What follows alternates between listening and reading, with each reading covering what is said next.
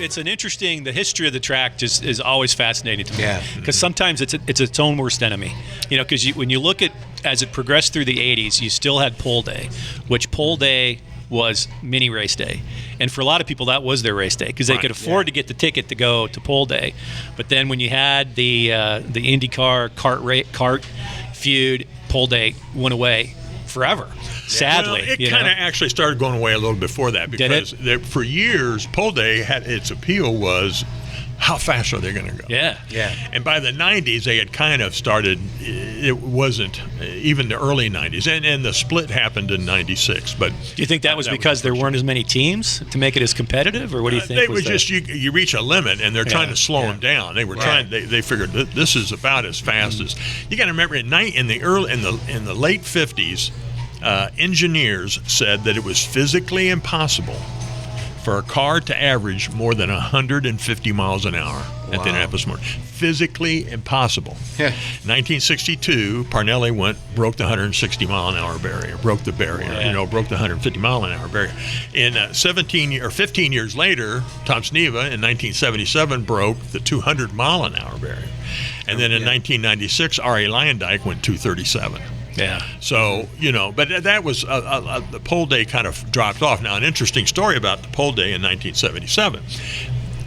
I was there the first day of qualifying. It was a race day size crowd. I mean, people knew this historic event was going to happen, this unbelievable barrier.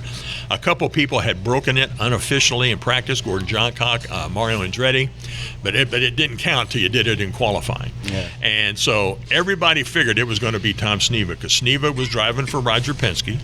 He was great at qualifying, and everybody was anticipating, and he was going out early, so they were anticipating him doing it. Well, that year also was a year that Evel Knievel, the motorcycle daredevil guy, was sponsoring a car being driven by Gary Bettenhausen. So Evel Knievel's at the track qualifying morning to watch his car qualifying. And he is dressed in a red, white, and blue leather jumpsuit with a collar up over his ears, and he had a cane, and I had this confirmed. I'd heard about this, but I had it confirmed with a guy who worked on the crew. It had a diamond in the handle that he said was telling everybody was worth $30,000 in 1977. So he's walking through there, and everybody's going nuts. There's Evel Knievel. Well, the crowd's going crazy. They're ready to go. Out on the racetrack, here comes Sneva, and everybody is on the edge of their seats. And he takes a couple warm-up laps. Well, that's right around the time they start bringing Evel Knievel out of the garage area and heading him towards pit lane.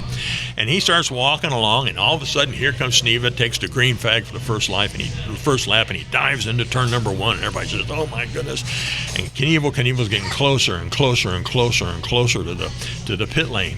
And as he gets about 10 feet away from it, boom, there goes Sneva, completes lap number one. He comes diving back into turn one, and then all of a sudden, as only Tom Carnegie could do, he cracks that mic open and he goes, "It's a new track record, 200," and that's all you heard. It startled me. I remember jumping out of my skin. It was so loud. Wow. The scream. Evel Knievel thinks it's because the crowd spotted him. Of course. And they had to grab him because he starts walking down the pit lane, waving to the multitude. Yeah. So they had to grab him and pull him back.